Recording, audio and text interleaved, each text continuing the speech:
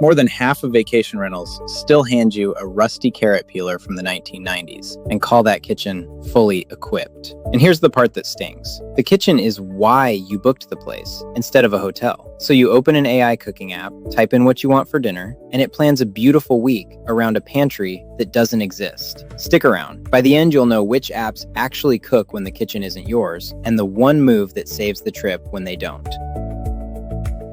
Cooking in a rental isn't home cooking with a smaller spice rack. It's a different sport. Guests hear fully equipped kitchen and picture a mandolin, a real chef's knife, maybe a brulee torch. What shows up is one pot, one warped pan, and 2 plates. There are listings that sleep 8 with a single small saucepan. And travelers notice. 97% of US renters say the amenities make or break the trip, and 4 of the top ones are all kitchen. The kitchen is the whole reason to book a rental. It's also the thing rentals get most wrong. Now drop an AI app into that. Foodie Prep, Mealime, Paprika, Plan to Eat, Plate Joy, the 2026 heavy hitters. Every one of them is brilliant at planning around your kitchen, your pantry, your pans, your saved staples. And that's the catch nobody says out loud. The plan quietly assumes a kitchen you own.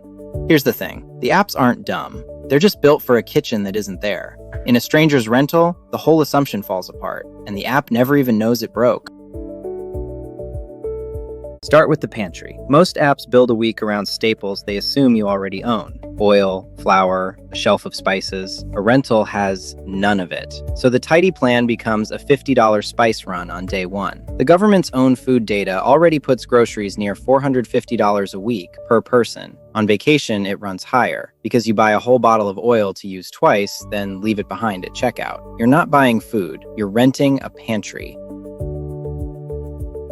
Then there's the gear.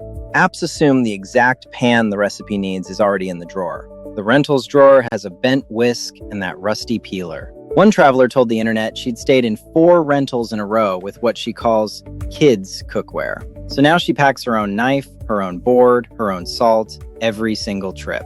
Think about that. People are so sure the kitchen will fail that they travel with a survival kit. An app that hands you a recipe needing a mandolin you don't have isn't planning dinner. So what does work? Not a fancier app, a smarter plan. The travelers who eat well do the same thing every time. 1 real cooked meal a day. 1 or 2 you just assemble. 1 night out. And 1 backup for when it all goes sideways. You nail the arrival night meal before you're tired and hangry. Then you shop day 1 for whatever's in season, because in-season produce needs almost no technique to taste incredible. You lean on flexible stuff, a big grain salad, a frittata. And here's where AI finally earns its place. Not planning your fantasy pantry, but cooking around what's actually in this kitchen and what you can buy today.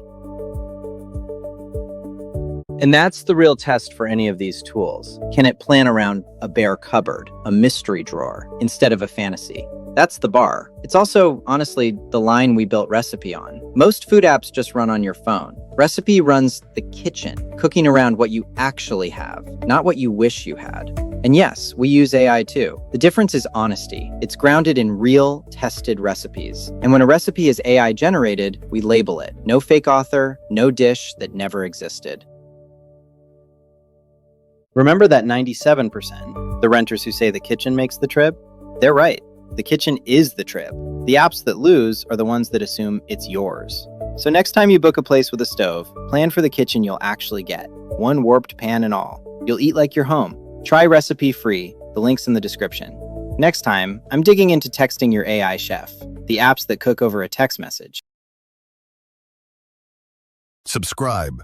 Long-form explainers, weekday afternoons.